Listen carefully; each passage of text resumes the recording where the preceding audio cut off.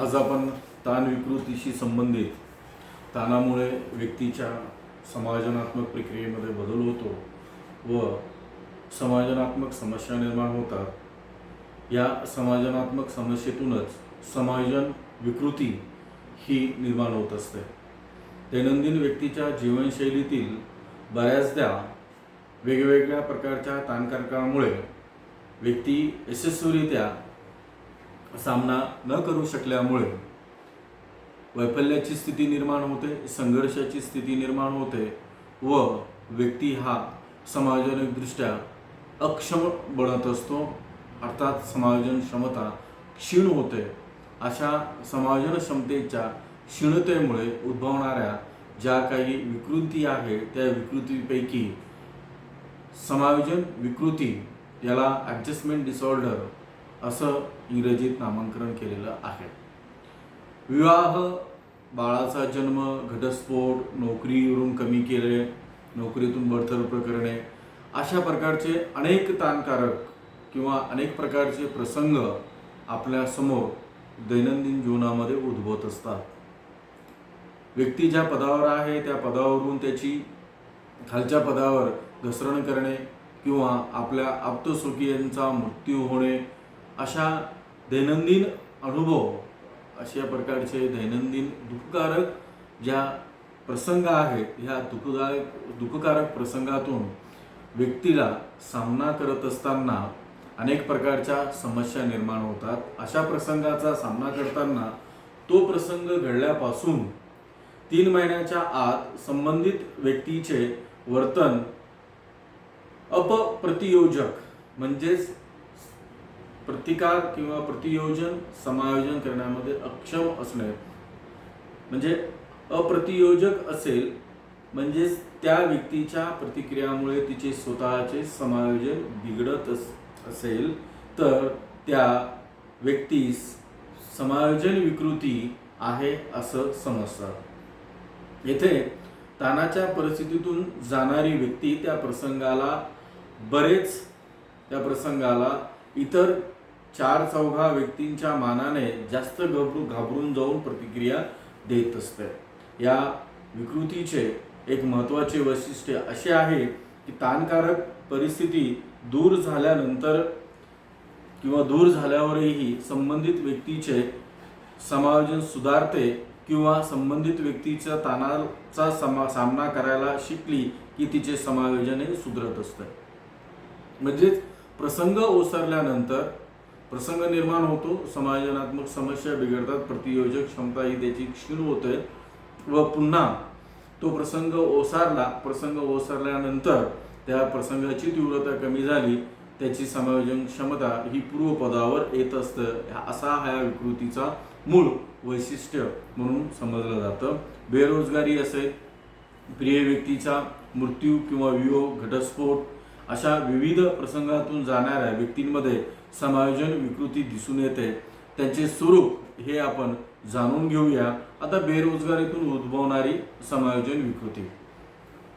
वैश्विकदृष्ट्या एक सत्य आहे की आज कित्येक तरुण हे बेरोजगार आहेत। उच्च शिक्षित तरुण असेल, त्यापेक्षा निम्न शिक्षित असेल किंवा एखादी व्यक्ती काम करण्यासाठी सक्षम असेल तरी देखील त्या व्यक्तीला कामाचं किंवा त्याला उद्योगधंद्याची संधी मिळत नसेल तर अशा वेळेस त्याचं दैनंदिन जीवनातील जी लाईफस्टाईल आहे ती लाईफस्टाईल ही बिघडते व साहजिकच आहे, एखाद्या हाताला काम नसेल तर ती व्यक्ती ही वैफल्यग्रस्त बनते, तणावग्रस्त बनते व त्यातून त्याला समायोजनाच्या समस्या उद्भवतात।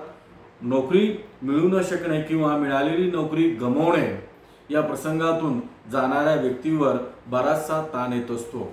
बऱ्याच वेळेस आता मागच्या कोरोनाच्या काळामध्ये मंदीचा काळ होता, या मंदीच्या काळामध्ये कोरोना स्थितीमध्ये अनेक लोकांचे व्यवसाय गेले, उद्योगधंदे बंद पडलेत, काहींच्या नोकऱ्या गेल्यात। अशा व्यक्तींनी ह्या ज्या आहे तो रोजगार गमावून बसले व अविकसित देशांचा जर विचार केला तर तेथे बेरोजगारीतून निर्माण होणाऱ्या ज्या समायोजनात्मक समस्या ज्या आहेत त्या खूप मोठ्या प्रमाणात आहे। अर्थात सांगायचं तात्पर्य इतकाच की नोकरी नसेल, बेरोजगारी असेल, तर त्या व्यक्तीची जी सायकल आहे ती सायकल ताणतणावाची जी सायकल आहे, ताणतणावाची सायकलची तीव्रता वाढत जाते व पर्यायाने तो समाज, कुटुंब, वैयक्तिक समायोजनामध्ये अक्षम ठरतो. स्वास्थ्यविषयक समायोजन असेल, व्यावसायिक समायोजन असेल, वैयक्तिक समायोजन असेल, भावनिक समायोजन असेल, हे समायोजन क्षमता व्यक्तीची कोलमडून पडत असते. कमी शिकलेल्या किंवा गरीब किंवा अल्पसंख्याक लोकांना ह्या सारख्या गोष्टींचा अनुभव दैनंदिन येत असतो. ज्या व्यक्तींना दीर्घकाळापर्यंत म्हणजे उच्च शिक्षण असताना सुद्धा किंवा शिक्षित असताना सुद्धा किंवा काम करण्याची क्षमता असताना सुद्धा बऱ्याच काळापर्यंत, दीर्घकाळापर्यंत रोजगार मिळत नाही, या व्यक्तींना ताणकारक परिस्थितीतून असे वाटू लागते की आपण कामास लायक नाही आहोत. म्हणजेच न्यूनगंडाची भावना निर्माण होते व न्यूनगंडाच्या भावनेतून व्यक्तीमध्ये स्वदोषारोपणाची वृत्ती निर्माण होते. स्वदोषारोपण निर्माण झालं तर अशा व्यक्ती ह्या स्वतःला दोष देतात, स्वतःचं स्व आदर गमावून बसतात, त्याचबरोबर इतरांपासून दूर जात असतात, इतरांमध्ये मिसळत नाही. कुटुंबामध्ये कौटुंबिक स्तरावर त्याचं समायोजन हे बिघडत असतं आणि आपल्या जगण्याचा उपयोग काहीच नाही म्हणून वेळप्रसंगी अशा व्यक्ती या आत्महत्या सुद्धा करत असतात. दीर्घकाळ अशा भावना अनुभवत राहिल्याने बेरोजगार व्यक्तीच्या परस्पर संबंधावर देखील विपरीत परिणाम होऊन त्या व्यक्ती इतरांपासून दुरावतात. थोडक्यात न्यूनगंडाची भावना व्यक्तीमध्ये अशी एक स्टेज येते की आपण काहीच कामाचं नाही, या जगामध्ये आपलं कोणत्याच प्रकारचं अस्तित्व नाही, आपण कोणत्याच प्रकारचं प्रोडक्टिव्ह पर्सनॅलिटी नाही. अशा वेळेस ती व्यक्ती ही स्वतःचं आत्मसन्मान, स्वतःचा स्वआदर गमावून बसते व या स्वआदरामुळे ती व्यक्तीच्या परस्पर जे संबंध आहेत, परस्पर संबंधामध्ये सुद्धा बिघाड निर्माण होतो. आंतरवैयक्तिक संबंधामध्ये कृत्रिमता येते व बऱ्याच वेळेस आंतरवैयक्तिक संबंध हे दुरावले सुद्धा जातात. ती व्यक्ती इतरांपासून दूर जात असते. अर्थात समायोजन हे समायोजन विकृती निर्मिती पाठीमागे पहिलं ताणकारक जे आहे तो म्हणजे बेरोजगारी. बेरोजगार कुटुंब जो आपण जे जगतो, अमर्त्य सेन यांनी चांगलं वाक्य मांडलेलं आहे की फायनान्स किंवा इकॉनॉमी इज अ की ऑफ मेंटल हेल्थ.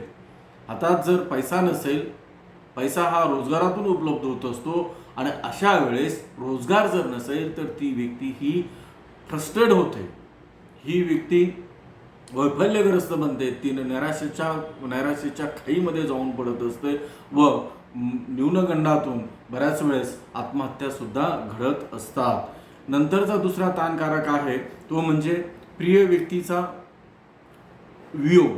प्रिय व्यक्तीचा वियोग अर्थात येथे प्रिय व्यक्तीचा वियोगामध्ये एकतर तिचा मृत्यू होईल किंवा घटस्फोट होईल किंवा ती व्यक्ती आपल्यापासून दुरावली जाईल. यातून सुद्धा समायोजन विकृती उद्भवत असते.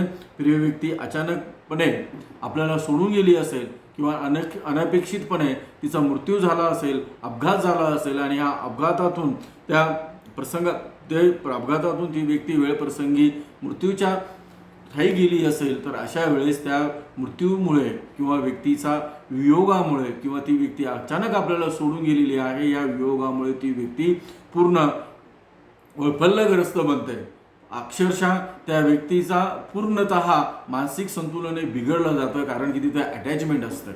भावनिकदृष्ट्या व्यक्ती एकरूप झालेला असतो आणि अचानकपणे आपण जिच्यासोबत 24 तास तिच्या सानिध्यात राहतो, प्रत्येक वेळेस सुख दुःख भावना अपेक्षा आकांक्षा मागण्या गरजा या त्या व्यक्तीच्या समवेत आपण पूर्ण करत असतो आणि अशा वेळेस ती व्यक्तीचा अचानक जर वियोग झाला तर त्या व्यक्तीचा प्रचंड असा समायोजन क्षमतेमध्ये बदल होत असतो किंवा समायोजन क्षमतेवर विपरीत परिणाम होत असतो. असे कित्येक कठीण प्रसंग आहेत. ह्या कठीण प्रसंगातून हेच कठीण प्रसंगांना मानसशास्त्रामध्ये ताणकारक म्हटलं जातं आणि ह्या ताणकारकामुळे व्यक्तीला त्या धक्क्यातून सावरणे किंवा संबंधित व्यक्तीला पुन्हा पूर्वपदावर आणणे अतिशय कठीण असते. प्रथमतः मृत्यूची बातमी ऐकल्यानंतर तर विश्वास बसतच नाही आणि शोक दुःख निराशा यासारख्या भावना दाटून येतात व व्यक्ती अचानकपणे आधीच आपल्याला सोडून गेली की काय अशा व्यक्तीला त्या व्यक्ती म्हणजे सोडून गेली की काय असं वाटून मागे राहिलेली व्यक्ती ही मृत व्यक्तीसारखी कधी कधी वागायला लागते आणि त्या व्यक्तीवर तिचा स्वतःवर राग येत असतो. म्हणजे सांगायचा भाग एवढाच की जी ताणकारक आहे, पहिला ताणकारक बेरोजगारी, दुसरा आप्तस्वकीयांचा वियोग. आप्तस्वकीयांमध्ये प्रियकर असेल, पत्नी असेल, आई असेल, वडील असेल, कोणीही असेल, यांचा जो वियोग असतो हा वियोग गंभीरपणे आपल्या मानसिकतेवर आघात पोहोचवणारी घटना असते आणि या आघात पोहोचवणाऱ्या घटनेतून समायोजन विकृती या निर्माण होत असतात. प्रिय व्यक्तीच्या मृत्यूच्या धक्क्यामुळे वेगवेगळ्या व्यक्ती ह्या भिन्न भिन्न एका स्पॅननंतर ह्या सावरतात व पुन्हा जबाबदारीने आपला जो कारभार आहे, आपल्या ज्या भूमिका आहेत त्या भूमिका ह्या पाडत असतात. पण काही जण अशा प्रकारच्या धक्क्यातून, अशा प्रकारच्या स्ट्रोम्यातून बाहेर निघत नाही, तर दीर्घकाळापर्यंत विषादाच्या अवस्थेमध्ये, नैराश्याच्या अवस्थेमध्ये ह्या व्यक्ती ग्रासून जातात. बहुसंख्य हा जो नैराश्याचा किंवा विषादाचा जो काळ आहे हा साधारणतः वर्ष दीड वर्ष टिकून राहतो व नंतर हळूहळू इतरांच्या सहवासामुळे किंवा इतरांच्या सानिध्यामुळे हा जो नैराश्याचा स्पॅन आहे, हा नैराश्याचा स्पॅन कमी होत जातो व कालांतराने ती व्यक्ती पुन्हा पूर्वपदावर येते.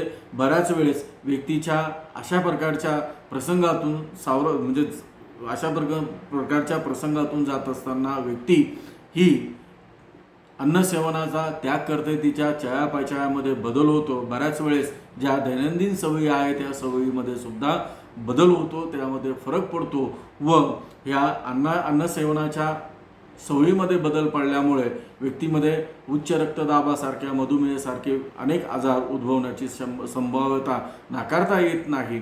म्हणून असे जे प्रसंग आहेत या प्रसंगाचा व्यक्तीच्या शारीरिक आजारावर, शारीरिक स्वास्थ्यावर, भावनिक स्वास्थ्यावर, सामाजिक स्वास्थ्यावर व मानसिक स्वास्थ्यावर विपरीत परिणाम होतो. अर्थात समायोजन क्षमतेला जी ताणकारके परिणाम करणारे असतात अशा ताणकारकांच्या प्रसंगामुळे व्यक्तीला वेगवेगळ्या प्रकारच्या समायोजनात्मक विकृतीजन्य लक्षणेही संभवत असतात.